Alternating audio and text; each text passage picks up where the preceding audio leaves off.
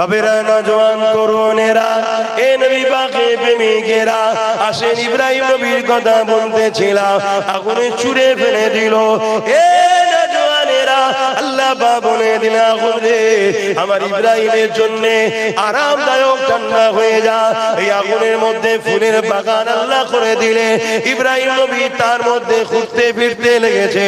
আল্লাহকে ভয় করো যুবক, আল্লাহর উপরে ভরসা করো, লোভ লালসা করো না গো। আল্লাহ তোমার আমার জন্য যথেষ্ট। মনে রেখে দেবে, আল্লাহর ভয় যাদের হৃদয়ে আছে, দুনিয়ার কোন শক্তি তাদেরকে মিটাতে পারবে না। নবীর প্রেম আদব যাদের হৃদয়ে আছে, দুনিয়ার কোন শক্তি তাকে মিটাতে পারবে না। এ নওজোয়ানেরা, আজকে দুনিয়া একদিকে যেমন আমাদের অন্তর থেকে আল্লাহর ভয়কে বার করে নিয়ে দুনিয়ার তাগুতি শক্তির ভয় ঢুকাতে লেগেছে, এবং আমাদের ঘরে হারাম খাদ্য খাওয়াতে লেগেছে। দুনিয়া খেয়াল করে দেখো, মুসলমান এলাকাতে মেলার আড্ডা তৈরি হচ্ছে, মুসলমান এলাকা দেখে দেখে মদের দোকান দেয়া হচ্ছে, মুসলমান এলাকা দেখে দেখে জুয়ার আড্ডা বসানো হচ্ছে, মুসলমান এলাকা দেখে দেখে গানের আসর বসানো হচ্ছে, খেলা মেলা গান যাত্রা মুসলমান এলাকা দেখে দেখে করা হচ্ছে। কেন করা হচ্ছে? যাতে করে মুসলমান ঘরের ছেলে মেয়েরা এই খেলা, এই গান, এই মেলা, এই যাত্রা, এই সুদ, এই ঘুষের মধ্যে জড়িয়ে যায়। জড়িয়ে যখন যাবে, আল্লাহ পাক ওদের উপরে নারাজ হয়ে যাবে। যখন নারাজ হয়ে যাবে, আমি এদেরকে যখন কতল করব, হত্যা করব, মেরে দিতে চাইবো, এরা তখন আল্লাহ পাকের সাহায্য পাবে না। এটা একটা পরিকল্পনা চলতেছে, এর থেকেও মারাত্মক পরিকল্পনা। এ যুবকেরা, তরুণেরা, সরকারি ভাবে তোমাকে আমাকে হারাম খাদ্য খাইয়ে দিয়ে কাফের বেঈমান বানাবার পরিকল্পনা চলছে। এর থেকেও আরো ভয়ঙ্কর পরিকল্পনা, এমন করে একদল দাড়ি টুপিওয়ালা দ্বারা তোমার আমার হৃদয় থেকে আল্লাহ নবীর প্রেম আদবকে বার করার চেষ্টা চলছে। হাজারো রকম দিক দিয়ে তোমাকে আমাকে মিটিয়ে দিবা একটা পরিকল্পনা চলছে। এই সমস্ত পরিকল্পনা থেকে বাঁচার জন্য তোমাকে আমাকে রাসূলুল্লাহর কদমে যেতে হবে। আমার নবীকে মুহাব্বত করো, আমার নবীকে প্রিয়ার করো, আল্লাহকে ভয় করো, লোভ লালসা করো না। যে হালে আল্লাহ রেখেছে ওই হালে তুমি শুকরিয়া আদায় করো। জীবনে কখনো উপর দিকে তাকাবে না, সর্বসময় নিচের দিকে তাকিয়ে থাকবে। তাহলে দেখবে দুনিয়ার জীবনটা তোমার আনন্দ খুশিতে কেটে যাবে।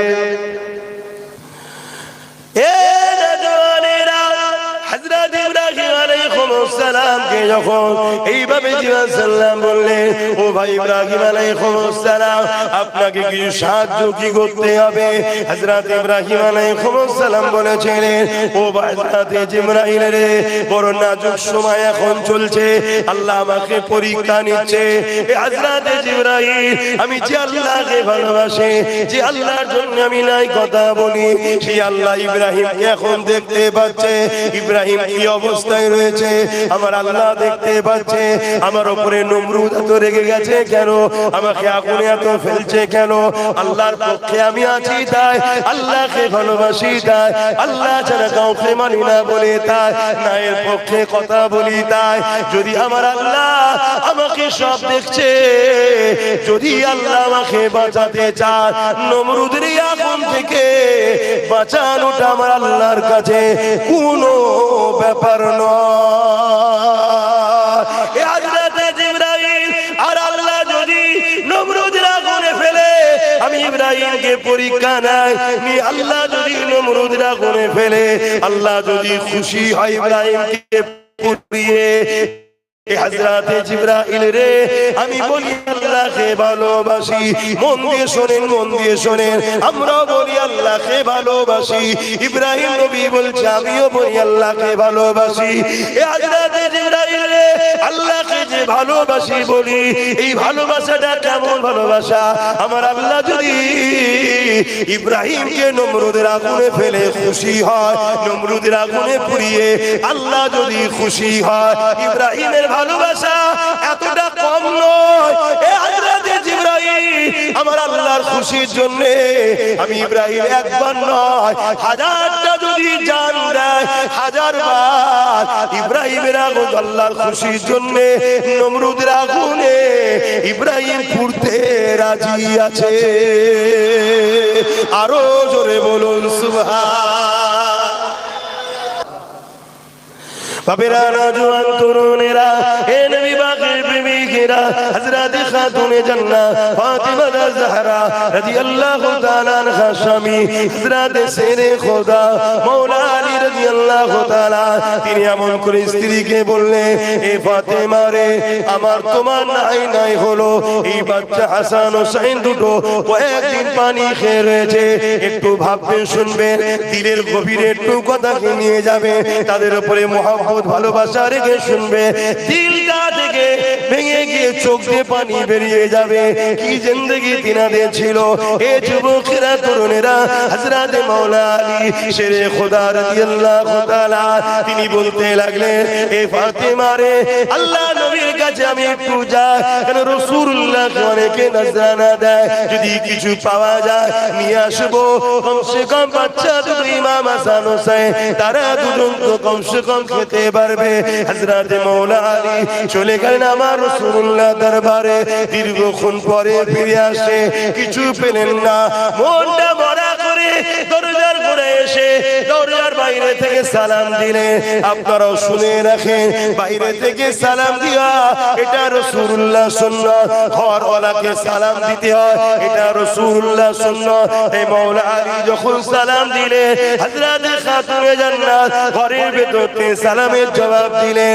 দরজা না খুলে একটা জায়গা দিয়ে জানালাটা সরিয়ে, যে ভাষাটা আপনারা বুঝবেন, ওই কাপড়টা সরিয়ে দিয়ে তিনি দেখতে লেগেছে মাওলা আলী কি নিয়ে এসেছে, কি অবস্থায় রয়েছে। হযরত খাতুন জান্নাত দেখছে হযরত মাওলা আলী খালি হাতে রয়েছে, মনটা বড় মরা, চোখগুলো ছলো ছলো।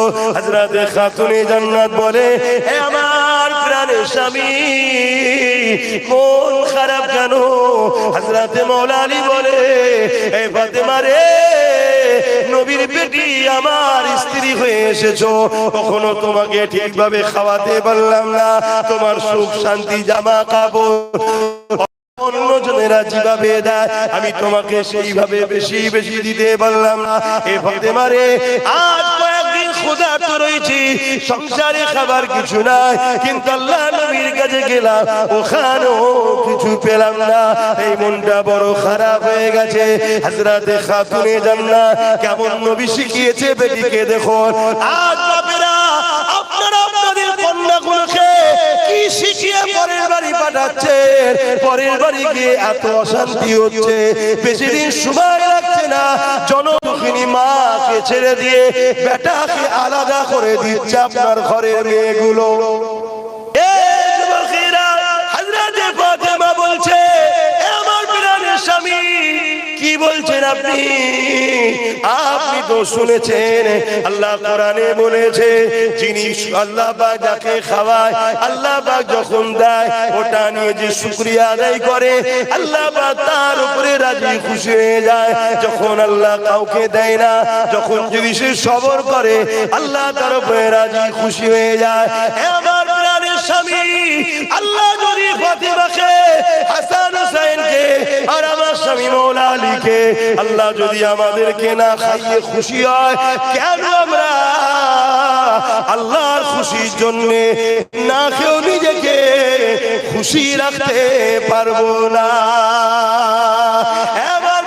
স্বামী, আপনি হাসুন, আপনি মুখে হাসি নিয়ে আসে, তারপরে আপনার দরজা খুলে ভেতরে আসে, আপনার হাসি মুখটা আমি দেখতে চাই।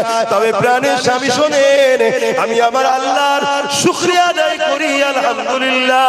যখনই খাতুনে জান্নাত এটা বললেন, হযরত মাওলা আলী বলতে লেগেছে, কি জন্য শুকরিয়া আদায় করলেন?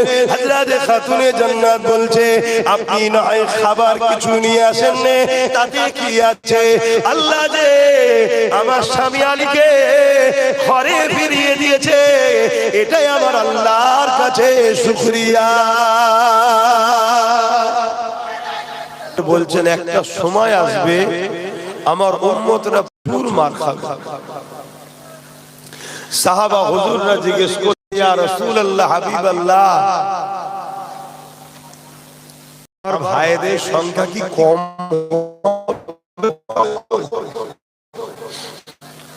আল্লাহ নবী বললেন না, সংখ্যা কম হবে না।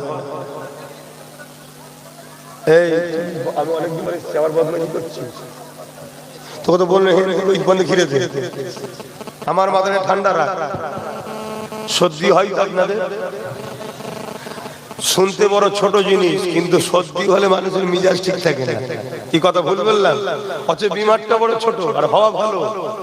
যাদের সর্দি হয়, ব্রেন ফ্রেশ হয়, ব্রেনের ময়লা টয়লা গুলো যা যায় সব বেরিয়ে যায়, এটা ভালো জিনিস। কিন্তু ছোট বিমার হলে কি হবে? মানুষকে জ্বালাই প্রচুর। এইটা দেখেন, এইগুলো এতদিন জলসা করছে, বুদ্ধি হয় না। লোক দূরে বসতে চাইছে না, মানে সামনে থেকে দেখবে, কাছে আসতে চাইছে।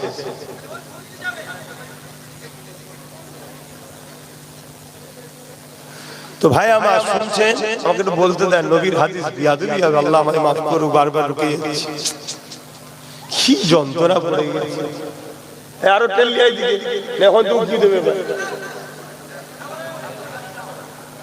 এই করতে করতেই যাওয়ার সময় হয়ে যাবে। আজ কি করবো?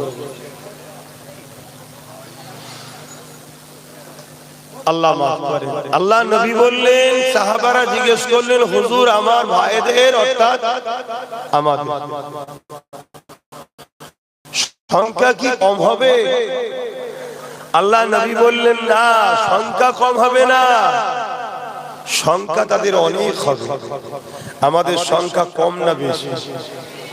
আমাদের সংখ্যা যদি কম হতো তাহলে সবাই আমাদেরকে দুলাভাই দুলাভাই করে করে, বোঝেন না? বোঝেন না? সবাই করে। যারা বিরোধী করছে খেয়াল করে দেখুন, মুসলমানদের ঘরে জামাই করে বসে আছে আবার সব, বুঝতে পারছেন তো নাকি? আমাদের সংখ্যা কম নয়,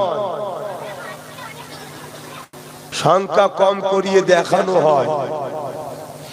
কম দেখিয়ে যদি এদের মিজাজ এই হয়, তাহলে অরিজিনাল সংখ্যা যদি বুঝতে পেরে যায় তাহলে কি হবে? হাতির যে কত বড় দেহ হাতি জীবনে জানে না। এই দুটো কান দ্বারা ওকে আল্লাহ ওর দেহ দেখতে দেয় না। ও যদি ওর দেহ দেখতে পেত, ও দুনিয়া তছনছ করে ফেলত, যে আমি এই জিনিস। এজন্য আল্লাহ দেখতে। তো যাই হোক, আল্লাহ নবী বললেন সংখ্যা কম হবে না। তারপরও হুজুর মার খাবে তাহলে কেন? আল্লাহ নবী প্রথম নম্বর বললেন, তারা আল্লাহকে ভয় খাওয়া ছেড়ে দিয়ে দুনিয়া তাগুতি শক্তিকে ভয় করবে, মৃত্যুকে তারা ভয় করবে। তাহলে প্রথম নম্বর মার খাওয়ার কারণ কি ভাই? আমরা আল্লাহকে ভয় করা ছেড়ে দেব, দুনিয়া তাগুতি শক্তি, তাগুতি শক্তি বোঝেন? যারা রাজ ক্ষমতার জোরে ইসলামকে মিটাইয়া, ইসলামকে মিটিয়ে ইসলাম বিদ্বেষী করার জন্য মুসলমানকে চেষ্টা করবে, এই শক্তিকে বলা হয় তাগুতি শক্তি।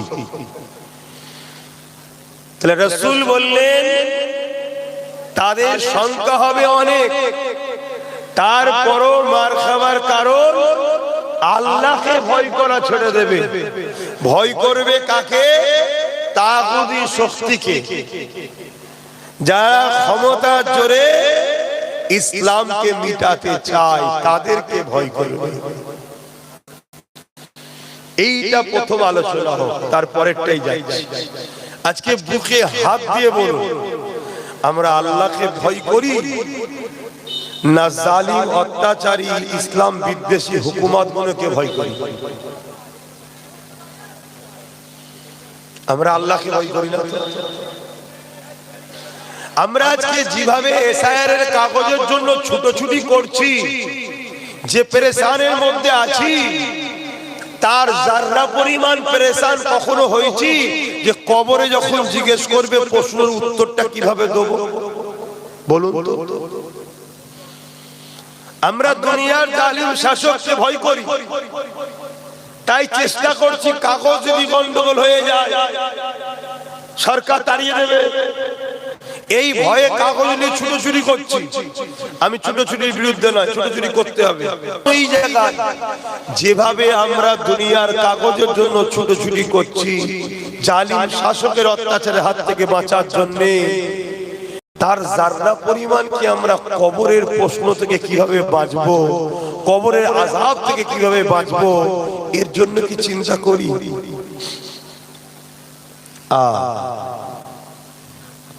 আল্লাহ নবী বললেন, কারো অন্তরে যদি আল্লাহর ভয় থাকে, দুনিয়ার প্রত্যেকটা জালিম তাকে ভয় করবে। জোরে বলুন সুবহানাল্লাহ। উদাহরণস্বরূপ, আপনাদের যদি অন্তরে আল্লাহর ভয় থাকে, আপনাকে দুনিয়ার জালিমরা ভয় করবে। আর আপনার অন্তরে যদি আল্লাহর ভয় উঠে যায়, আল্লাহ রাসূল বলছেন জালিমদের অন্তর থেকে তার ভয় আল্লাহ তুলে নেন। অর্থাৎ আমাদের অন্তর থেকে আল্লাহর ভয় উঠে গেছে বলে জালিমদের অন্তর থেকে আল্লাহ আমাদের ভয়কে তুলে দিয়েছে। তাই জালিমরা কন্টিনিউ মিডিয়ার মাধ্যমে হোক, ফেসবুকের মাধ্যমে হোক, বক্তব্য কোন জনসভার মাধ্যমে হোক, প্রকাশ্য যখন ইসলাম ও মুসলমানকে গালি গালা ছোট বড় কথা বলছে, এই সাহস তাদের পেয়েছে একটাই কারণ, আমাদের ভয়টা তাদের অন্তর থেকে আল্লাহ তুলে দিয়েছে। কেন? আমাদের অন্তরে আল্লাহর ভয় নেই। তাই বুঝতে পারছি? আর আল্লাহর ভয় যদি আমাদের অন্তরে থাকে, তাহলে জালিমদের অন্তরে আল্লাহ আমাদের ভয় ঢুকিয়ে দেবে, তারা আমাদেরকে ভয় করবে। আল্লাহ পাক কোরআন পাকের মধ্যে বলেন সূরা রহমানে, ওয়ালিমান খাফা মাকাম রাব্বিহি জান্নাতান, যারা আমি আল্লাহ আমাকে ভয় করে তাদের জন্য আমি দুটো দুটো জান্নাত দেব। জোরে বলুন সুবহানাল্লাহ। মনে রাখবেন, পৃথিবীতে যতবার আমরা কামিয়াব হয়েছি, বিজয় হয়েছি, অস্ত্রের জোরে নয়, ম্যান পাওয়ারের জোরে নয়, মানি পাওয়ারের জোরে নয়, ম্যান্ডেট পাওয়ারের জোরে নয়। সংখ্যা আমাদের কম ছিল, মানি পাওয়ার যুগে যুগে কম ছিল, ম্যান্ডেট পাওয়ার কম ছিল, অর্থ পাওয়ার কম ছিল, অস্ত্র ছিল না, তারপরও আমরা বিজয় লাভ করেছি। হতে পারে সেটা বদরে, হতে পারে সেটা মুসা নবী, হতে পারে সেটা ইব্রাহিম নবী, হতে পারে সেটা ওহুদে, হতে পারে সেটা খাইবারে, হতে পারে সেটা খন্দকে, হতে পারে সেটা মোতাতে, আর হতে পারে সেটা সুলতানে হিন্দ, আতায়ে রাসূল, গরিবে নওয়াজ, মুঈনুদ্দিন আজমিরি। জোরে বলুন সুবহানাল্লাহ। প্রত্যেকবারেই আমরা জিতেছি একটা পাওয়ারের জোরে, হয় ঈমান, যেটাকে কি বলা হয়? ঈমান। আর আল্লাহর ভয়টা হলো তাকওয়া, ঈমানের মধ্যে একটা। কিন্তু আজ আমাদের অন্তর থেকে আল্লাহর ভয় উঠে গেছে, এজন্য আজ আমরা লাঞ্ছিত। দ্বিতীয় নম্বর, রাসূল বললেন তাদের এই মার খাবার কারণ হবে তারা বড় লোভী হবে। কি হবে? বুকে হাত দিয়ে বলুন, আমার নবীর উম্মত, আমার ভাইরা, আমরা এখন লোভী হয়েছি না হয়েছি? তাহলে মার খাওয়ার কারণ বুঝতে পারছেন? এই দুটোকে চেঞ্জ করে দিন এক্ষুনি। আল্লাহর জাত পাকের কসম করে বলছি, যার কুদরতি হাতে আব্বাস সিদ্দিকীর জান আছে, এক্ষুনি আমার নিঃশ্বাস বন্ধ করে দিতে যিনি পারে, তার জাত পাকের কসম করে বলছি, এক্ষুনি চাকা এই দিক ঘুরছে, উল্টো ঘোরা শুরু হবে, এক্ষুনি চেঞ্জ হয়ে যাবে পরিবেশ।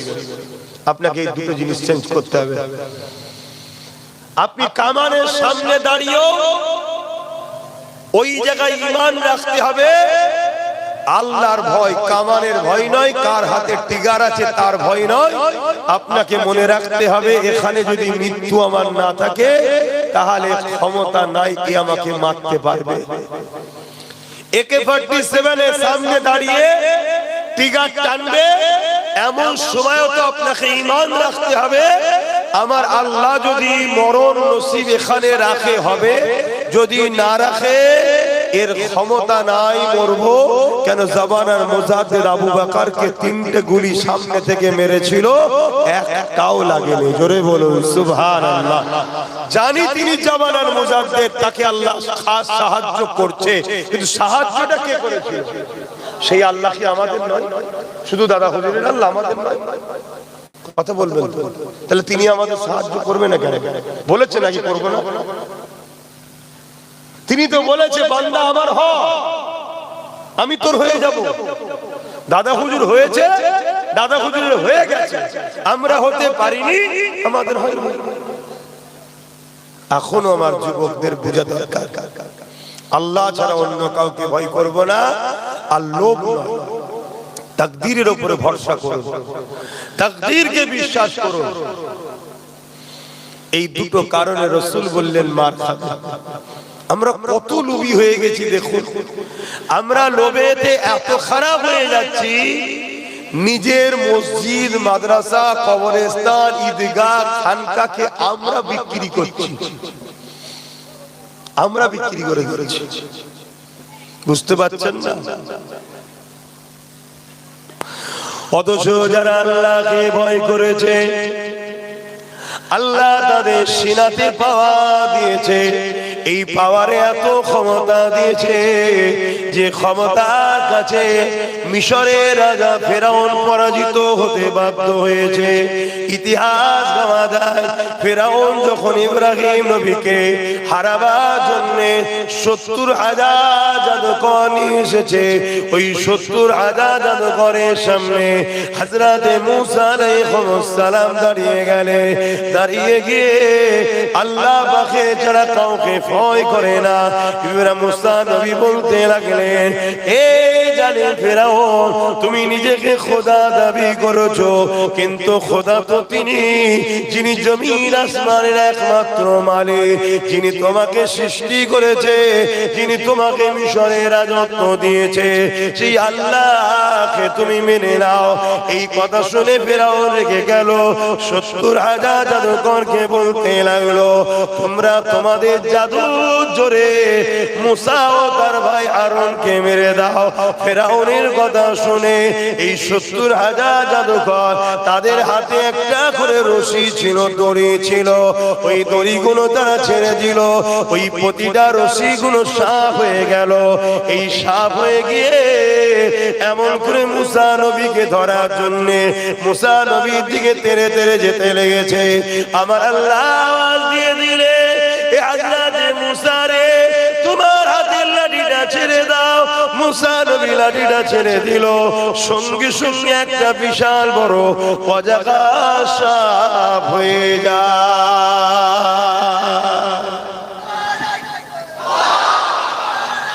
আল্লাহ একদিকে মাত্র দুজন, কিন্তু দিলে শুধু আল্লাহর ভয়,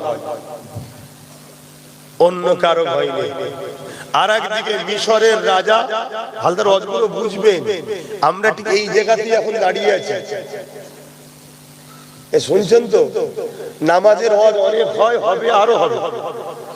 রোজার হজ, হাজের হজ অনেক হয়, আরো হবে। কিন্তু আজকে যে জায়গায় দাঁড়িয়ে আছি, আমরা ইসলাম নিয়ে বাঁচতে পারবো কিনা এই জায়গায় দাঁড়িয়ে আছি। কেন আজকেও ফেরাউন বসেছে, আজকেও নমরুদ বসেছে, তারাও আজকে জোর করে বনি ইসরাইলকে যেমন ফেরাউন শেষ করছিল, এরাও আজকে উম্মতে মুহাম্মাদীকে শেষ করছে জোর করে। এই জায়গায় এই যুব সমাজ বিজয় লাভ করবেই যদি এই যুব সমাজ ওই দুটো জিনিসকে একটা ছাড়তে হবে, একটাকে ধরতে হবে। ছাড়তে হবে লোভ লালসা, আর ধরতে হবে সেনায় আল্লাহর ভয় আর নবীর প্রেম আদর। তাহলে এই যুবক আবার দাঁড়িয়ে যাবে। এজন্য আমি অজগুলো করছি, অসুবিধা হচ্ছে না তো? আরো অজ হবে বাবা, অনেকে তো অনেক অজ করছে, একটা বিষয় একদম করুক না। একটা স্কুলে যখন ঢুকবেন, অঙ্ক আছে, ইংলিশ আছে, বাংলা আছে, ভূগোল আছে, হিস্ট্রি আছে, জীববিদ্যা আছে, দর্শন আছে, এক একটা শিক্ষক এক একটা বিষয় আলোচনা করে না করে না? সব শিক্ষকই ভালো, কিন্তু ওই শিক্ষক খারাপ যে অন্য শিক্ষকের সমালোচনা করে। অতএব যে হুজুর যে মাওলানা নামাজ রোজা দাড়ি টুপি হজ যাকাত করছে করুক না, কিন্তু আব্বাস সিদ্দিকী একটা সিলেবাস নিয়ে আলোচনা করছে, আমার বিরোধীটা না করাই উচিত বাকিগুলো। কথা বুঝছেন তো নাকি? কিন্তু বিরোধী যখনই করে তখনই তো দুঃখ লাগে যে আপনি বাংলা পড়াচ্ছেন পড়ান না, এটা আপনার সাবজেক্ট মনে করেছেন করুন। আপনি অঙ্ক পড়াচ্ছেন পড়ান, আপনার সাবজেক্ট পড়ুন। কিন্তু আমি বাস্তব যেটা ঘটছে পুরাতন দিন এমন ঘটেছিল, তা থেকে কি করে বিজয় আমরা পেয়েছি আজকের যুব সমাজকে দিতে হবে। আজকের যুব সমাজ ওটা নিলে এই যুব সমাজ বিজয় হবে, নতুন প্রজন্ম ইসলাম পাবে। জোরে বলুন সুবহানাল্লাহ। এই সমাজ যদি বিজয় না হয় নতুন সমাজ ইসলাম পাবে না। যেমন 800 বছরের স্পেনে যত বড় বড় সিনেমা হল, যত বড় বড় অফিস আদালত, অ্যাকচুয়ালি সেগুলো হয় মসজিদ নাই মাদ্রাসা। আজকে চলে যান 800 বছর যেখানে মুসলমান রাজত্ব করেছিল, আজকে গিয়ে যত বড় বড় সিনেমা হল, থিয়েটার, কি বলে অফিস আদালত রয়েছে, এগুলো অ্যাকচুয়ালি মুসলমানদের মসজিদ মাদ্রাসা। মুসলমান তাদের পূর্বপুরুষদের ইতিহাস ভুলে গেল, লোভ লালসায় জড়িয়ে গেল, আল্লাহকে ভয় করা ছেড়ে দিল, আজকে তারা পুরো নিশ্চিহ্ন হয়ে গেল। সেইটা আমাদের পালা হচ্ছে এখন। তো এই জায়গায় দাঁড়িয়ে থেকে বাস্তবটা আমার কওমের কাছে দিবার একটু আমি চেষ্টা করি সব জায়গায় গিয়ে। এবারে দিতে গেলে যে ফেরাউন তার তো গালে একটু চল লাগবেই। কি গো, এই দিতে গেলে মুসা নবীর পক্ষে কথা বলতে গেলেই তো ফেরাউনকে মারতে হবে নাকি? ইব্রাহিম নবীর পক্ষে কথা বলতে গেলেই তো নমরুদের গালে চড় পড়বে নাকি? তা আজকেও দিনও যারা মুসা নবীর পক্ষে তাদের কাছে, ইব্রাহিম নবীর পক্ষে তাদের কাছে, ইব্রাহিম ও মুসা নবীর কথা যখনই বলবো, আজকে যারা ফেরাউন নমরুদ তাদের গালে তো চড় লাগবে। কিন্তু দুঃখের বিষয় সেদিন ছিল কাতার আলাদা, এইদিকে নমরুদ কি, এইদিকে ইব্রাহিম নবী, এদিকে নমরুদ, এদিকে মুসা নবী, এদিকে ফেরাউন। কিন্তু আজকে সিস্টেমটা একটু আলাদা হয়ে গেছে। কি, নমরুদ, এই মুসা নবী, ইব্রাহিম নবী, নমরুদ, ফেরাউন আলাদা আলাদা ছিল। এখনকার নমরুদ ফেরাউনরা তাদের লোককে আমাদের মধ্যে ঢুকে গুলিয়ে দিয়েছে। তাই আমি কথা বললে একটু সমস্যা হচ্ছে আমাদের ঘরের মধ্যে, বুঝতে পারছেন তো? ঘরের মধ্যেই সমস্যা হচ্ছে। বাপেরা মন দিয়ে শোনেন, হযরত মুসা আলাইহিস সালাম যখনই লাঠিটা ছেড়েছে বিশাল এক সাপ হয়ে গেছে। 70,000 জাদুঘরের সাপগুলো তেড়ে তেড়ে যে আসছিল, মুসা নবীর লাঠিটা ওই সাপগুলোকে ধরে ধরে খেতে লেগেছে। এই দৃশ্যটা দেখে 70,000 জাদুঘর, যাদেরকে ফেরাউন ভাড়া করে নিয়ে এসেছিল, যাদেরকে ফেরাউন অর্থ দিয়েছিল, যাদেরকে ফেরাউন রাস্তার পারে রেখেছিল, যাদেরকে ফেরাউন সম্মানিত করেছিল, ওই সকল 70,000 জাদুঘর উঠে দাঁড়িয়ে গিয়ে ফেরাউনের দরবার ছেড়ে দিয়ে আস্তে আস্তে মুসা নবীর কাছে আগিয়ে এসে বলতে লেগেছে, হে মুসা, আমাদেরকে ক্ষমা করে দাও, আমাদেরকে ওই পানি পরিয়ে দাও যে পানিতে মহান স্রষ্টা আল্লাহকে পাওয়া যাবে। আরো জোরে বলুন সুবহান। ফেরাউন তো বলছে, হারা, তোদেরকে অর্থ দিলাম আমি, খাওয়ালাম আমি, আনলাম আমি, তোরা রশি ছাড়লি সাপ হয়ে গেল, মুসা লাঠি ছাড়লো সাপ হলো, তোদের 70,000 সাপ, মুসার একটা লাঠি বড় সাপ। তো এতে আশ্চর্য হবার কি আছে? তোরা মুসার দিকে চলে গেলি কেন? তখন 70,000 জাদুঘর বলতে লেগেছে, ফেরাউন শোনো, জাদু আর মুসার সাপের মধ্যে, আমাদের সাপ আর মুসার সাপের মধ্যে পার্থক্য আছে, আপনারাও শোনেন। জাদু চোখের ধোঁকা। জাদু কি চোখের ধোঁকা? এ ফেরাউন, আমরা যে রশি ছেড়েছি, রশি আছে, জনগণ দেখছে সাপ, এটা চোখের ধোঁকা।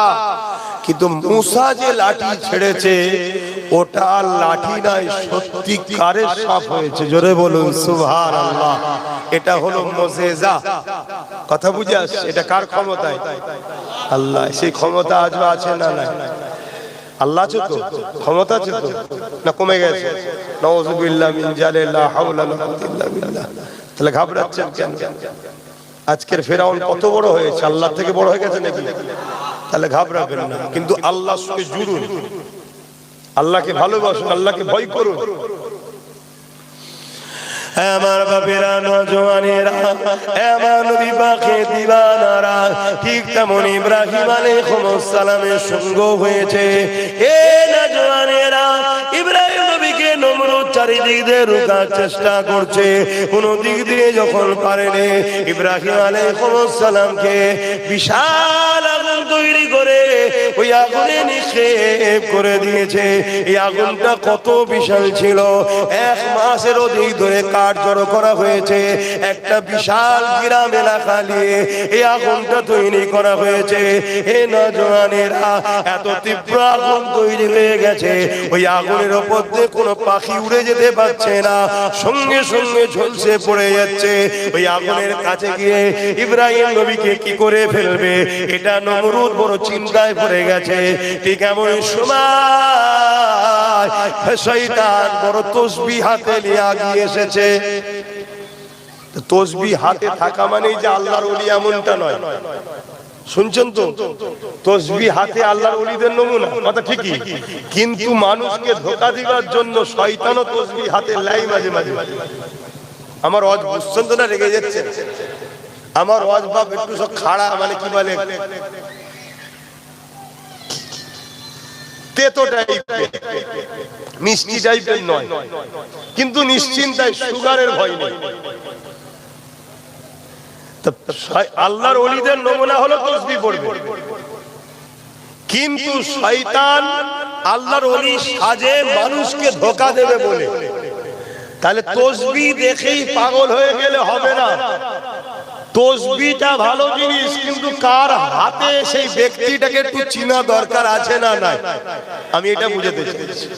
কেন আমার লক্ষ্য আপনারা আমার দাদা হুজুরের রুহানি বাচ্চা, আপনারা কিয়ামতের দিন দাদা হুজুরের সাথে জান্নাতে যান, এটা আমার টার্গেট।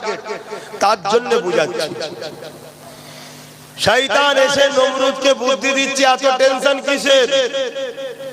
আরে ফেলবো কি করে? শয়তান বলল, একটা চরকি কল করো, কপি কল দূর থেকে দূরে টান মেরে ছুঁড়ে ফেলে দেবে ইব্রাহিমকে আগুনে। বুদ্ধি দিল। আজও নমরুদ ঘরে, ফেরাউন ঘরে আজও বুদ্ধি দিবার জন্য অনেক দাড়িওয়ালা টুপিওয়ালা মৌলী সাহেব পাওয়া যায়। খেয়াল করে দেখবেন, আজকে ফেরাউনদের সঙ্গে সব উঠা বসা করে। মিলছে তো নাকি? একটু মাথায় রাখবেন, শুধু মিলিয়ে নেবেন। এমনি নবীকে আল্লাহ কোরআনে কাহিনী শোনায়নি। আল্লাহ কাহিনীটা এই কথা বললাম কেন, যে কাহিনীকে আপনারা যেটা বোঝেন, অ্যাকচুয়ালি হিস্টরি। কোরআনে 4 ভাগে 3 ভাগ হলো পূর্ববর্তী নবীদের ইতিহাস। ইতিহাস আল্লাহ আমার নবীকে কোরআনে 4 ভাগে 3 ভাগ শুধু ইতিহাস শোনাচ্ছে। কেন? ইতিহাস থেকে আমাদের সঙ্গে যখন ঘটবে ওই জ্ঞানটা যেন নিয়ে আমরা তৈরি থাকতে পারি। কথা বুঝলেন? কারবালা শুধু ইমাম হোসেন পাকের সঙ্গে হয়নি, ইমাম হোসেন পাকের সঙ্গে কারবালার সূচনা হয়েছে। এই কারবালা যুগে যুগে হচ্ছে। কারবালার শেষ ময়দান হবে ইমাম মেহেদী আলাইহিস সালামের নেতৃত্বে। বিজয়টা ইমাম মেহেদীরই হবে। জোরে বলুন সুবহানাল্লাহ। আর ইমাম, আল্লাহু আকবার, ইমাম মেহেদী সাল্লাম কে? ইমাম হাসান হোসেন হুজুরেরই আওলাদ, ওই নসলে। কথা বুঝে আসছে? বিজয় তো আমাদেরই হবে রে বাবা। যুদ্ধ কোনো শেষ কারবালার হয়নি। আমরা মনে করি একবারই হয়েছে, ঘটে গেছে। না না না, যুগে যুগে হচ্ছে, এখনো চলছে। বাপেরা, নওজওয়ানেরা, তরুণেরা, এ নবী বাকে প্রেমিকেরা, হযরত ইব্রাহিম আলাইহিস সালামকে নমরুদ কপিকল তৈরি করে চরকি বানিয়ে তার উপরে তুলে দিল। এবারে টান মেরে ওইখানে ছুঁড়ে ফেলে দেবে আগুনে। এই সময় আল্লাহ পাক বললেন, এ জিবরাইল জলদি করে যা, আমার ইব্রাহিমকে আগুনে ফেলার আগে ওইখানে গিয়ে পৌঁছে যা। হযরত জিবরাইল আলাইহিস সালাম চলে আসলেন, দ্রুত এসে চরকিখানা ধরে ফেললেন, আর ঘোরাতে পারছে না। ইব্রাহিম আলাইহিস সালামকে সালাম দিলে, সালাম দিয়ে বলতে লেগেছেন, হুজুর আপনি যদি ইজাজত দেন এদের আমি ব্যবস্থা করে দেবো। হুজুর কোন সাহায্য কি আপনাকে করতে হবে? হযরত ইব্রাহিম আলাইহিস সালাম বলেছেন, এ হযরত জিবরাইল মন দিয়ে শুনবেন, কারণ ইব্রাহিম নবী আমাদের আব্বা জান হয়, আমরা ইব্রাহিম নবীর বেটা, আপনারাও ইব্রাহিম নবীর বেটা। বলুন না আল্লাহু আকবার। এতে খুশি নয় আপনারা? এটা কত বড় নবীর আওলাদ আপনারা। কিন্তু বাপের বেটার তো কিছু নমুনা থাকা দরকার।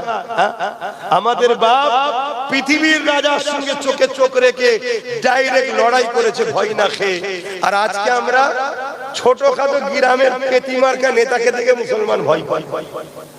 তাহলে বলুন আমরা বাপের বেটা কত মান সম্মান ডুবাচ্ছি। হকের পক্ষে থাকবেন, ন্যায়ের পক্ষে থাকবেন, সামনে যত বড়ই তুফান থাকুক না কেন আপনি জানবেন আপনার সাথে কেউ না থাকুক আল্লাহ আছে। জোরে বলুন সুবহানাল্লাহ। এটাই তো ঈমান, এটাই তো ঈমান। আজ আমি ঘুরে বেড়াচ্ছি পুরো বাংলার অলিতে গলিতে ঘুরছি, বাংলার বাইরে বাইরে যাচ্ছি, সব জায়গায় জালিমদের বিরুদ্ধে লড়াই করছি, কথা বলছি। কেউ আমার সাথে আছে না নেই আমি জানি না, কিন্তু এতটুকু বিশ্বাস করি আমার আল্লাহ আমার সাথে আছে। আর আল্লাহ যখন আছে, আমার যেটা তিনি চাইবেন আমার ভালোর জন্য চাইবেন, অতএব তার ফায়সালাতে আমি তো রাজি থাকবো। এটাই তো আল্লাহ মানা। আচ্ছা বুঝছেন না? বোঝেন? লা হাওলা ওয়ালা কুওয়াতা ইল্লা বিল্লাহ।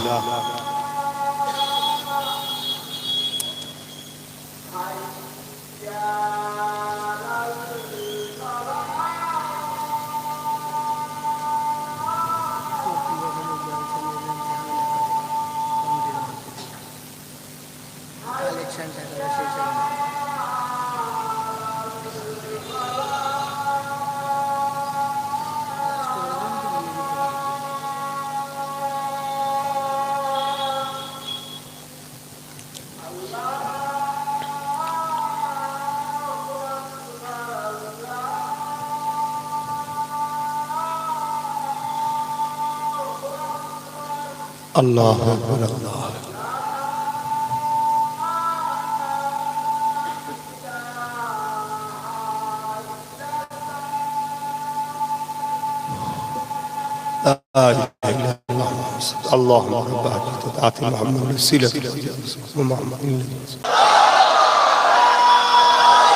আল্লাহ আজকে বলুন আমরা কি কখনো বলি আমার আল্লাহ যদি আমাকে দুবেলা শুকিয়ে রেখে খুশি হয় আমি দুবেলা না খেয়ে থাকবো?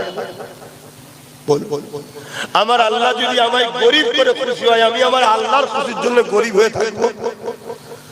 আমার আল্লাহ যদি আমাকে জেল খাটিয়ে খুশি হয় আমি আমার আল্লাহর জন্য জেল খেটে খুশি জেল খাটবো?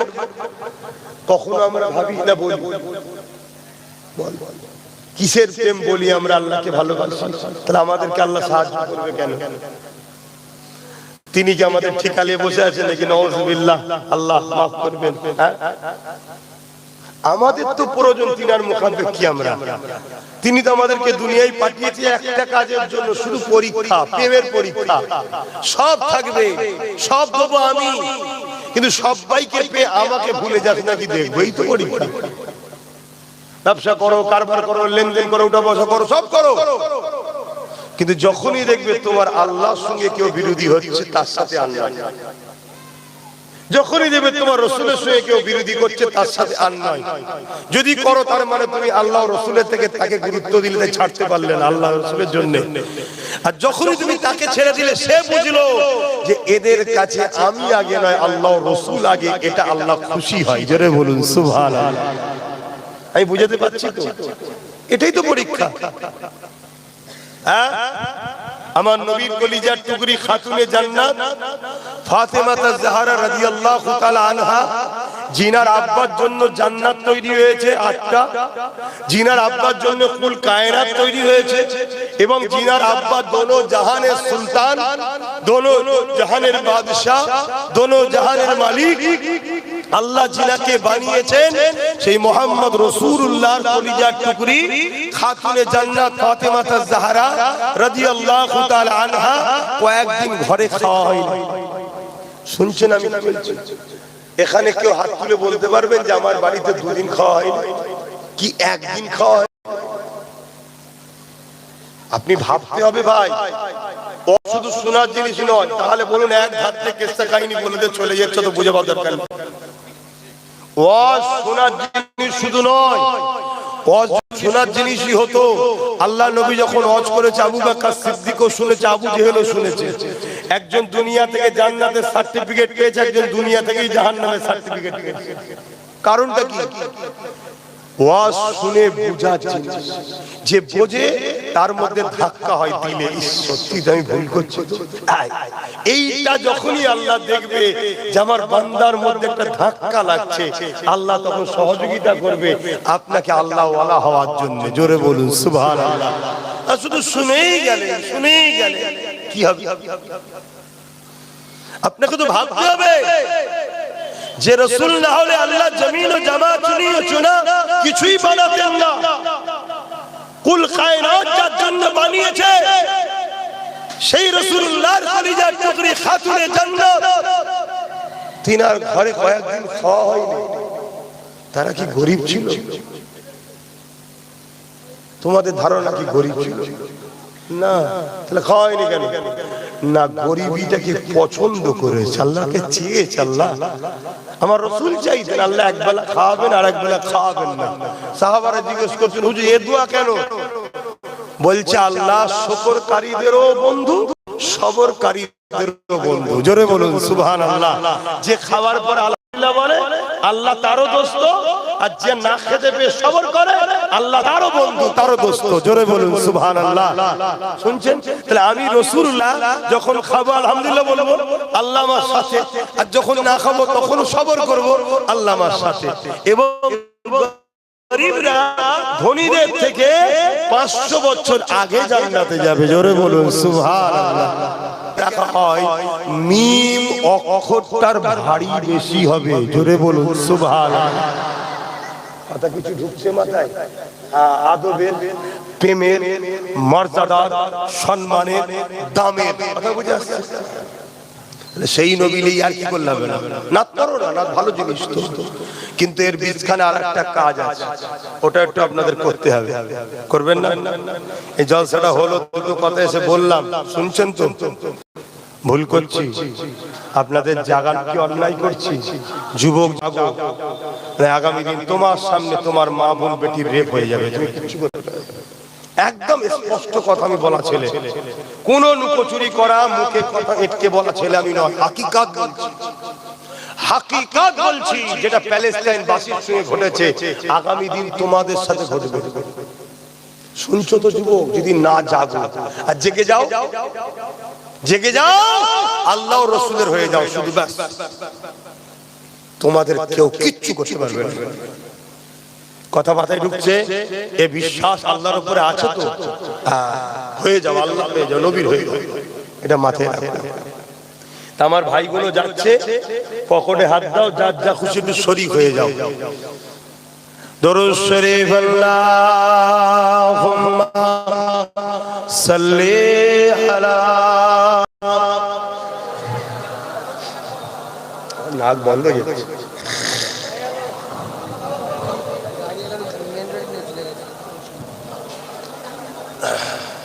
আচ্ছা, আল্লাহ সুস্থ রাখুন। আল্লাহ জলসার জন্য দিয়েছে। বেশি কথা নাই, আগে চলে যাও। বেশি কথা নয়, আমি নাকটা পড়বো তো, সামনের দিকে থাকলে কি করে হবে? তাড়াতাড়ি যাও। বসো। रातें भी मदीने की, बातें भी मदीने की, रातें भी मदीने की, बातें भी मदीने की, जीने में जीना है क्या बात है जीने की। अरसा हो तैबा की जिस गलियों से गुजरे, अरसा हो तैबा की जिस गलियों से गुजरे, इस वक्त भी गलियों से खुशबू है पसीने की। आरो जोरे बोले আমরা কি নবী পেয়েছি। এ যুবক, ইনি হলেন আমাদের নেতা। এসব কি কাদের পিছনে ঘুরিস তোরা ভাই আমার? ইনি হলেন আমাদের নেতা। 1450 বছর আগে যে রাস্তা, যে গলি, যেখানে যেখানে মক্কা মদিনা তায়েফের ঘুরেছে, আজও সে জায়গায় তুমি চলে যাও, আমার রাসূলুল্লাহর শরীরের পাসিনা ঘামের খুশবু এখনো পাওয়া যায়। জোরে বলুন সুবহানাল্লাহ, আরো জোরে বলুন সুবহানাল্লাহ। আল্লাহ আল্লাহ ইয়া রাসূলুল্লাহ। ইনাকে লিডার বলে মানে নেতা আমাদের একটা কে? আব্বাস সিদ্দিকী? না না, এ আব্বাস সিদ্দিকী। আব্বাস সিদ্দিকী যদি তোমাকে মুহাম্মদ রাসূলের দিকে জোড়ে, তাহলে আব্বাস সিদ্দিকী জিন্দাবাদ। আর নচে ভালো বংশের ছেলে হিসাবে বিয়া বিয়ে করতে যাবেন না, দূরে সরে যাবেন। কিন্তু যে রাসূলের সঙ্গে জুড়বে না, সে যেই হোক, মুফতি হোক, মাওলানা হোক, মুহাদ্দিস হোক, ফকিহ হোক, যেই হোক, তার সাথে আমাদের কোনো সম্পর্ক হওয়া উচিত নয়। এটা হবে ঈমানদারদের মিশন একটাই। কেন আমরা নবীর সাথে জুড়ব? নবী আমাদেরকে আল্লাহর সাথে বান্দা আর দাসের যে সম্পর্ক, বান্দা আর আল্লাহর যে সম্পর্ক, সেই সম্পর্কে নবী জুড়বে। জোরে বলুন সুবহানাল্লাহ। रातें भी मदीने की, बातें भी मदीने की, जीने में जीना है क्या बात है जीने की। अरसा हो तैबा की जिस गलियों से गुजरे,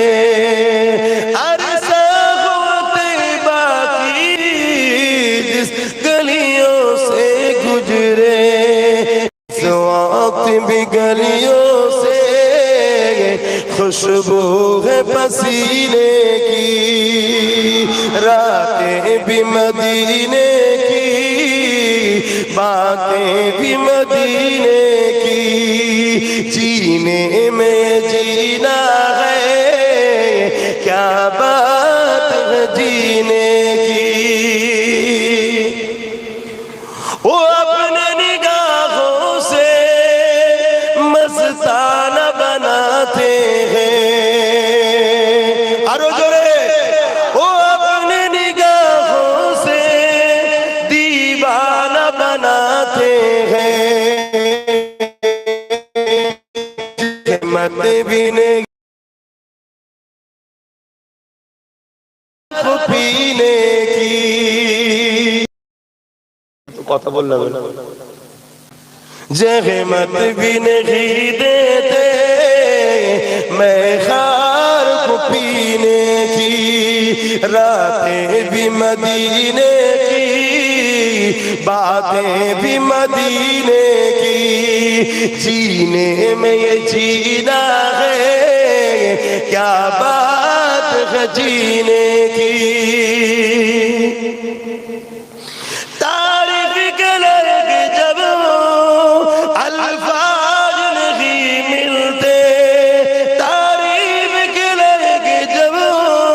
अल्फाज नहीं मिलते, तारीफ किस तरह मदीने की মদিনা যে তারিফ করবে সেরকম কোনো কথা তো নেই যে মদিনার তারিফ কি করে করবে। তাহলে মদিনার যদি এত শান হয়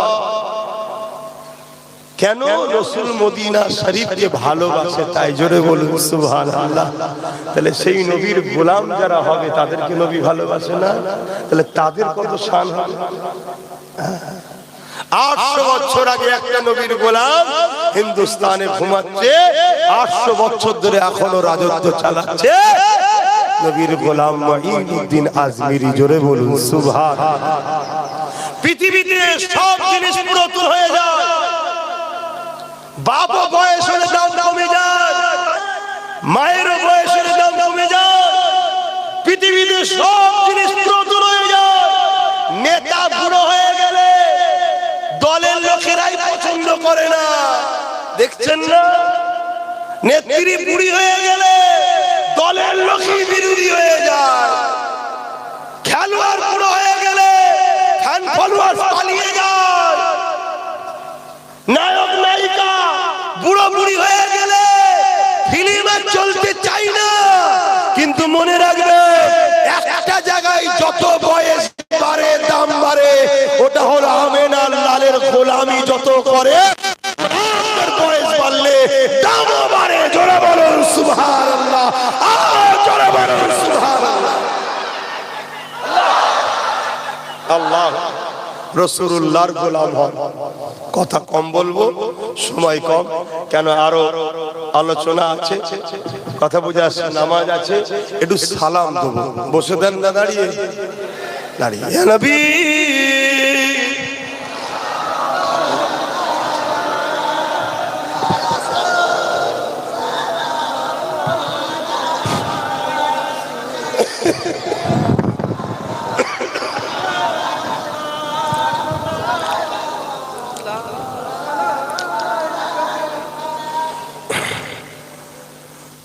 আমি একটা কথা সব জায়গায় আলোচনা করি, আজকে এখানে একটু করতে চাইছি। সালাম দিয়ে বসার পরে আপনারা যদি শুনতে চান হাত তুলে সাক্ষী দেবেন। সেটা হলো একটু ওয়াকাফ নিয়ে আলোচনা করতে চাইছি। আপনারা কি শুনতে চান? হাত তুলে সাক্ষী দেন। আলহামদুলিল্লাহ, আগে সালামটা দিয়ে নি, তারপরে বসাবো, বসে ওয়াকাফ কথা বলবো। طلع البدر علينا من شنيات الوداع وجب الشكر علينا ما درى لله أهدا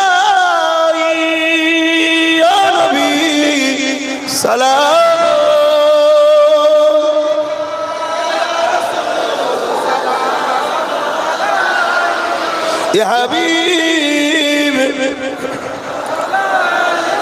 سلام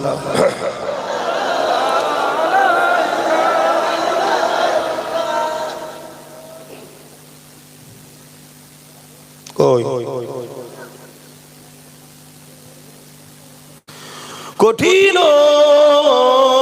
হাসরের দিনে কি আছে মোদের কপালে, গুনাহগার উম্মাত আত আপনার লইবেন সঙ্গে মাহশরে। سلام يا رسول يا حبيب صلوات الله। সকলে গায়ে গায়ে বসুন। বালাগাল উলাব কাসাবাত তুজা বিজামালিহি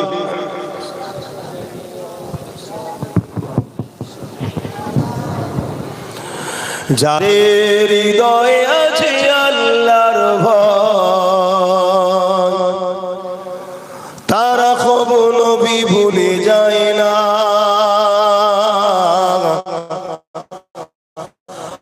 আল্লাহর প্রেম ছাড়া এই দুনিয়ায় কারো কাছে কোনো কিছু যায় না।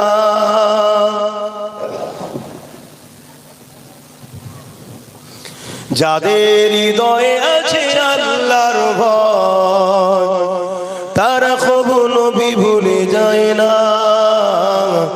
আল্লাহর প্রেম ছাড়া এই দুনিয়ায় কারো কাছে কোনো কিছু চায় না।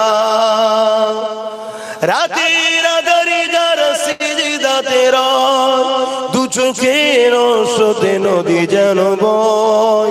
রাতের আঁধারে যারা সিজদাতে রয় দু চোখের স্রোতে নদী যেন বয়। ছলনার আচারে যত আসো ছলনার আচারে যত আসো পিছনে ফিরো তাকায় না। যাদের হৃদয়ে আছে আল্লাহর ভয় তারা কবু নবী ভুলে যায় না। আল্লাহর প্রেম ছাড়া এই দুনিয়ায় কারো কাছে কোনো কিছু চায় না। আল্লাহুম্মা সাল্লি আলা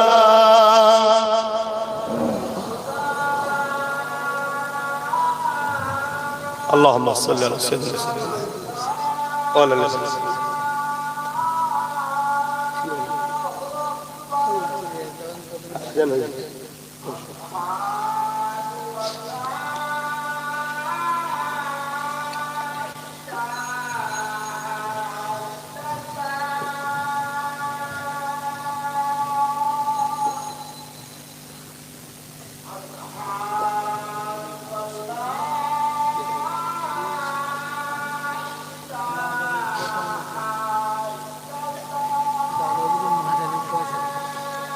বাজার একটা গালি আয়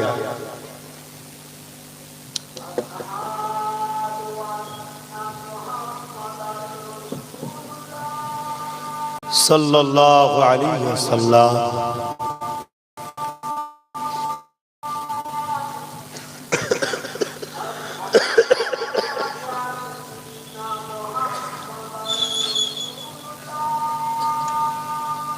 কুররাত আইনা বিকা রাসূলুল্লাহ।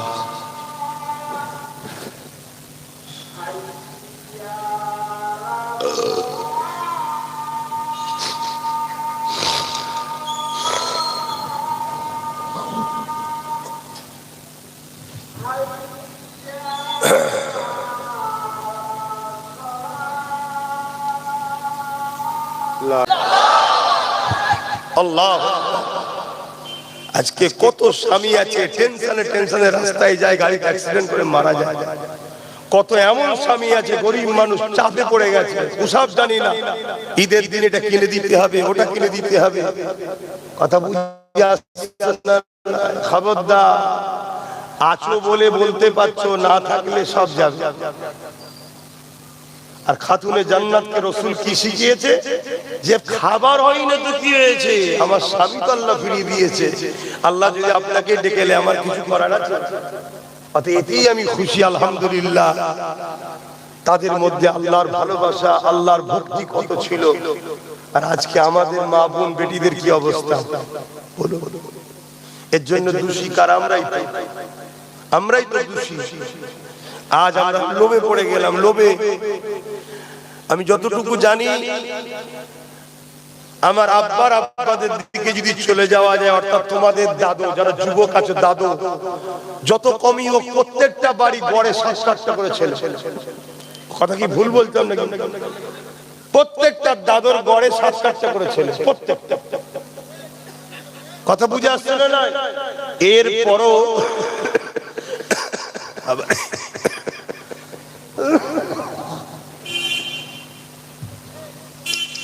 এরপরও কোনদিন কোন বাচ্চাকে রুগা পাতলা দেখেছিলেন?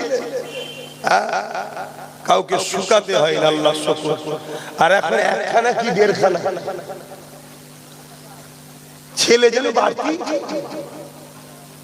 রুগা কাটি, কথা ভুল বলছি? বরকত নেই কেন বলেন তো? আপনার দাদুরা আপনার বাপেদের ঘরে হালাল খাইয়েছে, মাফ করবে, এত বড় কথা বলছি। আপনাদের অজান্তে হলেও আপনাদের পয়সায় গন্ডগোল হয়েছে, আপনাদের হুঁশ নাই। যেমন এই যে আমার মায়েদের ঘরে এখন সরকার 1000 কোটি টাকা দিচ্ছে, ওটা কিসের টাকা বলুন? জানেন আপনারা? খোঁজ নিয়েছেন কোনোদিন? কিসের টাকা এই বলবেন তো? জিজ্ঞেস করেছেন? জানেন না। সরকার বলছে আমি মদ বিক্রিতে ভারতবর্ষের মধ্যে ফার্স্ট, তা মদ বিক্রির টাকা হতে পারে কথা বলুন? তাহলে আপনি টাকাটা আপনার বাচ্চাকে খাওয়াচ্ছেন। এবারে দুনিয়াদার ওই নমরুদকে যেমন ফতোয়া দিতে এসেছিল তসবিহ নিয়ে দাড়িওয়ালা সেজে, ওরকম মৌলভী সাহেব বলবে সব ঠিক আছে চলবে, সরকার দিচ্ছে তো। কিন্তু একবারও ভাবলেন না সরকার পুরুষে না দিয়ে নারীকে দিচ্ছে কেন? এটা প্রশ্ন তো নাকি? পুরুষকে না দিয়ে নারীকে দিচ্ছে কেন? শরীর মশলা কথা হলো, অসুবিধা আছে বলবো? অসুবিধা নেই তো? মন দিয়ে শুনুন, ভালো লাগলে লিখছেন, আজ থেকে জানার পরে আর তওবা করে দেন। আর এরপরও মনে হয় যে হুজুর আমি যদি নালি আমি টার্গেটে চলে আসবো, আমার জানের ক্ষতি হবে, তাহলে লিয়ে নেন। লিয়ে আল্লাহকে বলবেন আল্লাহ আমি জান বাঁচাবার জন্য নিলাম, কিন্তু এটা আমি খরচ করছি না। এটা নেকি নিয়ত নয়, নেকি ছাড়া, নেকি ছাড়া কাউকে দিয়ে দেন, অর্থাৎ পরিচয় দেবেন না যে অমুক দিয়েছে, তাহলে নেকি রাখেন। কথা কিছু বুঝতে পারছেন? এমন গরিব পথচারী গরিবকে দিয়ে দেন, এটা একটা পরিকল্পনা চলছে, সেই পরিকল্পনাটা শুনুন। আল্লাহ নবী বলেছেন পুরুষদের ইনকাম যদি খারাপ হয়, শরিয়াতে পুরুষরা হলো গার্জিয়ান, যদি ইনকাম খারাপ হয়, নারীকে যদি খারাপ পয়সার ইনকামের খাদ্য খাওয়ায়, নারীকে কিয়ামতের দিন আল্লাহ ধরবে না যে হারাম খেয়েছিস কেন বল। শুনছেন তো? ধরবে পুরুষকে। আর মুসা আলাইহিস সালাম তুর পাহাড়ে গেছে, আল্লাহর কাছে কথা বলবে বলে যাবার সময় রাস্তায় দেখছি একজন খুব কাঁদছে। মুসা নবীর কাছে বলছে হুজুর আপনি যাচ্ছেন, আল্লাহকে বলুন না আমার দোয়া কবুল করতে, আমি 40 বছর ধরে দোয়া চাইছি কবুল হচ্ছে না। মুসা নবী তো অবাক হয়ে গেলেন, এত কাঁদছিস কবুল হয়নি? আল্লাহ এত দয়ালু? গেছে কি গো, আল্লাহ দয়ালু তো নাকি? হ্যাঁ, কত দয়ালু। সেই হযরত ওমর ফারুক হুজুরের জমানায় একটা কথা শুনেছিলেন না? এক যুবক মদ খাচ্ছিল, পিছনে বোতল লুকিয়ে দিল থেকে বলেছে আল্লাহ কোনোদিন খাবনি, মাফ করে দাও, বাঁচাও। সঙ্গে সঙ্গে মদকে আল্লাহ দুধে পরিণত করে দিয়েছে। জোরে বলুন সুবহানাল্লাহ। আল্লাহ কত দয়ালু। আরে 40 বছর ধরে কাঁদছে, আল্লাহকে মাফ করেন। কিন্তু মনে রাখবেন আমার নবীর উম্মত, আমাদের জন্য অনেক রকম ফ্যাসিলিটি আল্লাহ দিয়েছে যেটা অন্য নবীর উম্মতদের দেয়নি। তা মুসা আলাইহিস সালাম ওই সময়তে ওই যুবকটার জন্য দোয়া চাইছে, আল্লাহ ওই লোকটাকে আপনি মাফ করে দিন। আল্লাহ বলছেন মুসা ওকে আমি কোনোদিন মাফ করব না। কেন আল্লাহ মাফ করবেন না? বলছো হারাম খাই। শুনছেন তো? হারাম করে দোয়া কবুল করব না। তাহলে আজ আমরা পুরুষ মানুষ ইনকাম করতে গিয়ে ইদিক উদিক খেতে গিয়ে যদিও গন্ডগোল হয়ে যায়, আমাদের দোয়া যদি কবুল নাও হতো, আমাদের ঘরের মেয়েগুলোর কিন্তু দোয়া কবুল হতো। তাহলে বিপদের সময় ওরা যদি সাহায্য চাইতো, আল্লাহ আপনি সাহায্য করেন আমাদেরকে, কবুল হতো। তার ঘোড়াটাও মেরে দিল। ওই ইনকামটা তোমার মায়ের, তোমার বোনের, তোমার বেটির, অর্থাৎ মেয়ের ইনকাম, ওই ইনকাম যখন হারাম হয়ে যাবে হারাম খাওয়ার জন্য, তার দোয়া আর কবুল। পলিসিটা বুঝতে পারছেন ভাবে? বুঝতে পারছেন? ওপরে কখনো তাকাবে না, নিচে। তার মানে তুমি মোটরসাইকেল নিয়ে যাচ্ছ, 4 চাকা, ওটা দেখোনি, নিচেই সাইকেল নিয়ে কেউ যাচ্ছে তাকে দেখো, জোর সাইকেল আমার মোটরসাইকেল আছে, আলহামদুলিল্লাহ, যাক ঠিক আছে। আর তুমি যদি ওইটা দেখো 4 চাকা, তাহলে তুমি লোয়ে পড়ে যাবে। তুমি নিচরটা দেখো। আর যে সাইকেলে যাচ্ছে তার উচিত তার নিচরটা, অনেক সাইকেল নেই, হেঁটে হেঁটে কাজ করছে। হাজাক আল্লাহ তবুও একটা মিলিয়েছে, শুকরিয়া, জানে শান্তি হবে। আর যে পায়ে হাঁটছে সে আরো নিচেই চাকা, অনেকের পাই না, আল্লাহ তো তোমায় দিয়েছে। কথা বুঝে আসছে? ওপর দিকে যদি যদি তাকিয়েছো তখনই তোমাকে শয়তান ভেতরে ঢুকে গেল। না ওসব বুঝি না, ও চুরি করে হোক, ডাকাতি করে হোক, ইদিক উদিক করে হোক, ঝেড়ে হোক, আর আমার একটা দরকার, ব্যাস ওই খেয়ালে চলে গেলে তখনই তোমার মধ্যে লোভ এসে গেল। যখনই লোভ এসে গেল তখন তোমাকে এই সমাজে একদল ইবলিশ শয়তানের ছাড়া চোর আছে, অমনি তোমাকে কেনার জন্য চলে আসবে। কি লাগবে? BMW চলে আসো। কি লাগবে? গাড়ির মাথায় আলো চলে আসো, দিচ্ছি ধরো। কথা বুঝছেন না? বোঝেন না? কিন্তু তোমার দ্বারা কিনে যখন ফেলেছে তোমাকে ইউজ করবে কে? বারে কোন জিনিস কিনলে ইউজ কে করে? সে কথা তো নাকি এই ঘড়িটা কে ইউজ করছে? আমি কিনেছি। তোমাকে যখন কেউ সেই জায়গা থেকে আব্বাস সিদ্দিকী চেষ্টা করছে তোলা, উঠতে পারবো কি আমি জানি না, কিন্তু এতটুকু জানি যে চেষ্টা করে আমার আল্লাহ তাকে কখনো ছেড়ে দেয় না। তাই জোরে বলুন সুবহানাল্লাহ। তাই চেষ্টা করছি আমার বিরাট প্রিয় ছোট ভাইটাকে আমি নাম দিয়েছি, যা। এখন মানুষ বুঝবে না, তাই আমি এদিকে ধর্মের দিকে আছি, তুই রাজনীতির দিকে যা। এতে আমার কওমের অনেকে আবার আমায় গালিগালাজ করছে, আছে না? মানে চাটুলগাড়ি করে করে, গোলামি করে করে, জালিমদের পা চেটে চেটে এদের হুঁশি নাই রাখা। এ যুবক, খারাপ লাগছে কথা? তাহলে একটা ছোট্ট ওয়াকিয়া তোমাদেরকে শোনাই, এই দুটো কথা মনে রাখবেন বিচখানে। কোন একদিন একটা সিংহ তার বাচ্চা জন্ম দিতে গিয়ে মা সিংহটা মারা যায়। মা সিংহটা মারা যায়। তো এই বাচ্চাটা কোন ক্রমে একটা ছাগলের পালের সঙ্গে ঢুকে যায়। বন্ধের সঙ্গে ছাগলের পালের সঙ্গে ঢুকে যায়। আর এ শুধু সবার গুঁতো খায় আর ভাবে আমার কবে বেরোবে। কে? সিংহ কবে বেরোবে, গুঁতো। এরম গুঁতোচ্ছে। একদিন সিংহটা বিশাল জন একদম হয়ে গেছে, আর ছাগলগুলো বড় বড় হয়েছে। ছাগলের মায়েরা ছাগলকে নিয়ে চড়াতে বেরিয়েছে। ইও তো সবসময় থাকে, ছাগলের বাটে মুখ দিয়ে দুধ খেয়ে বড় হয়েছে। ইও মনে করে এটাই আমার মা, ইও যাচ্ছে। অপরদিকে আরেকটা বড় সিংহ জঙ্গল থেকে বেরিয়ে শিকার করতে এসে দেখছি একটা সিংহ ছাগলের পালে ঘুরছে, আর সব সিংহ ছাগলগুলো ওই সিংহটাকে গুঁতোচ্ছে। ও কিচ্ছু বলছে না। জঙ্গলের সিংহর মাথায় হাত, তো এর জোসনটা ডুবিয়ে ফেললো রে। তো একটা হুঙ্কার দিয়েছে, বাঘের যে হুঙ্কার, সিংহের হুঙ্কার মেরেছে। মারতেই হুঙ্কার মারলে ছাগলগুলো কি করবে? সব ছুটছে। আর এই বাঘটা যে এখন সিংহটা জন হয়ে গেছে কি করছে? ইও ছুটছে। তখন ও অবাক হয়ে গেছে, কি হলো? ইও ছুটছে। তখন ও বুঝতে পেরেছে যে অন্য রহস্য আছে। ছুটে এসে এর সামনে দাঁড়িয়েছে। জন সিংহ এর এত ক্ষমতা, অরিজিনাল যে জঙ্গল থেকে এসেছে ওকেও ফেলে ফেলতে পারে, কিন্তু সবে জন্তু।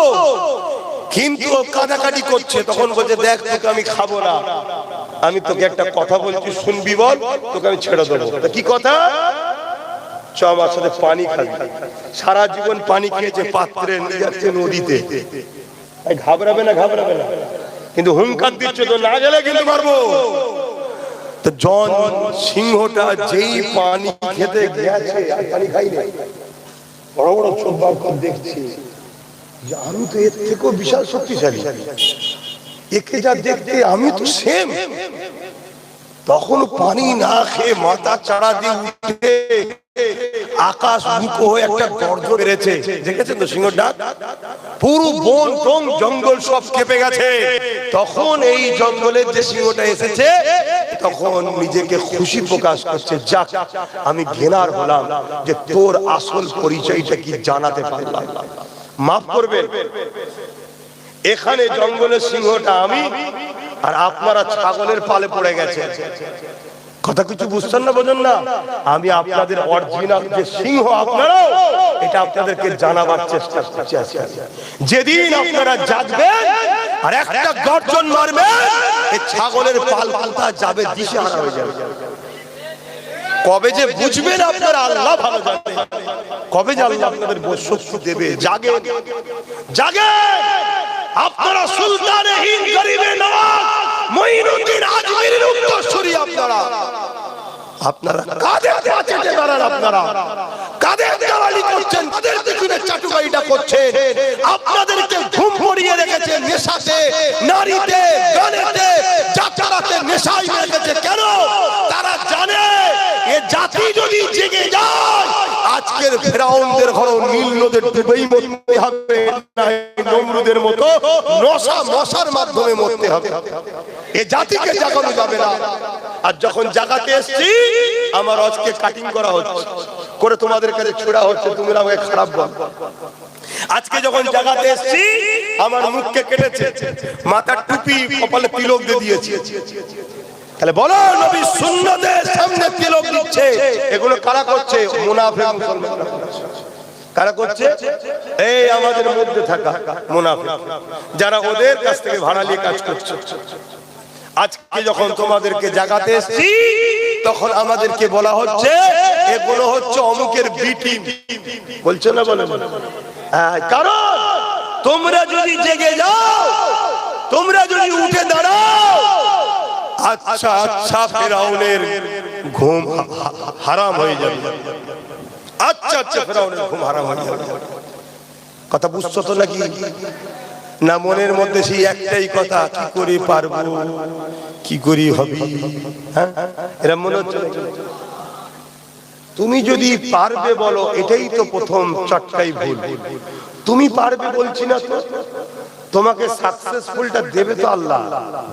তোমাকে তো তাওয়াক্কাল তো আল্লাহ হতে হবে যে আমি ডায়ে বায়ে সামনে পিছনে বুঝি না, এদিকে গেলে খুশি আল্লাহ যাব, মরতে হয় মরবো, এই হচ্ছে কথা। এবারে তুমি বেরিয়ে যাও। তোমার যদি আল্লাহ শহীদ কপালে রাখে শহীদ হবে, গাজী কপালে থাকলে গাজী হবে। এই ইয়াকিন, এই বিশ্বাস রেখে তোমাকে ইয়াকিনের উপরে একটা ডিসাইড ফায়সালা করতে হবে। এই যে জমিনটা দেখছো, এখানে যদি আমি চাষ করি কালকে ভালো ফসল হবে? জোরে বলে, এটা চাষযোগ্য জমি নয় তো, কিন্তু আমি সরে গেলে হবে? আমি যদি চাষ শুরু করে দিই কালকে ফল হলো না, সামান্য হলো, তারপর আবার যদি চাষ করি হয়তো ভালো হলো না, আর একটু বেশি হলো, আবার চাষ করি হয়তো অনেক লস হলো, কিন্তু একটা দিন চেষ্টা যদি চালিয়ে যায় এ জমিন চাষযোগ্য হবে না? হবে না? তাহলে আজ কবে তুমি ভাবছো হবে তারপরে বুঝবো? হ্যাঁ, তোমাকে তো নামতে হবে। তোমাকে তো সারা জীবন ভয় দেখিয়ে দেখিয়ে ঘরে ঢুকিয়ে দিল। কেউ বলেছিল গোশ খাওয়া বন্ধ হয়ে যাবে, কেউ বলছে তাড়িয়ে দেবে। এই তো চলছে শুধু, সারা জীবন তো এই শুনলাম। কথা বুঝে আসছে না? না, কিন্তু আমাকে নামতে হবে। তাতে 1 বছর না হয়, 2 বছর না হয়, 3 বছর না হয়, 10 বছর না হয়, 20 বছর না হয়, না হোক, কিন্তু জমিন চাষযোগ্য হবে। আমার বাচ্চা কোনো বুঝা বুঝা ধান গোলাই তুলবে, ঠিক না বে ঠিক? এর জন্য প্রস্তুতের দরকার আছে না? না, এমনি আব্বাস সিদ্দিকী নামে না, এমনি তার ভাইটাকে নামাইনি। এর জন্য অনেক গাল খেতে হচ্ছে। ঘরের লোক গাল দিচ্ছে, বাইরের লোক গাল দিচ্ছে, সবাই মিলে গাল দিচ্ছে, তারপরেও কিন্তু নিজের জায়গা থেকে সরে গেছি। দেখেছে কেন? আমার ভরসা আল্লাহর উপরে, আমার ভরসা রাসূলুল্লাহর উপরে, আমার বিশ্বাস, আমার নিয়ত এখানকার খবর কেউ না জানো, আল্লাহ রাসূল জানে যে আমি কাউকে লুটার জন্য করছি না, আমি গরিব আল্লাহর বান্দা বান্দীদের বাঁচাবার জন্য করছি। আমার কওম সহ অন্য ধর্মের গরিব মানুষকে বাঁচাবার জন্য চেষ্টা করছি, যেটা আমার নবীর সুন্নাত। জোরে বলুন সুবহানাল্লাহ। আমার নবী কি শুধু মুসলমানদের জন্য কথা বলেছেন? আরে আমার নবী যখন এসে কথা বলে জালিমদের বিরুদ্ধে, তখন মুসলমান ছিল কোথায়? এই নারীদেরকে জ্যান্ত পুঁতে দিস না, নবী যাদেরকে বলেছিল তারা কি মুসলমান ছিল নাকি? না, মুসলমানের নারীদের জন্য বলেছিল।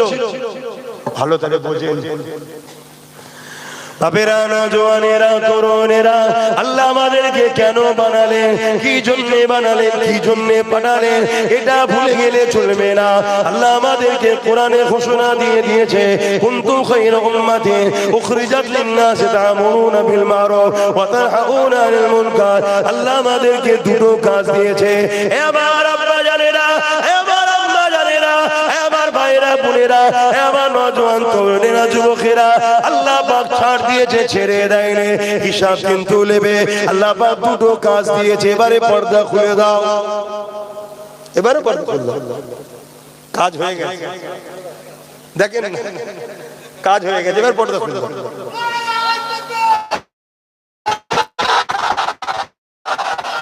হ্যাঁ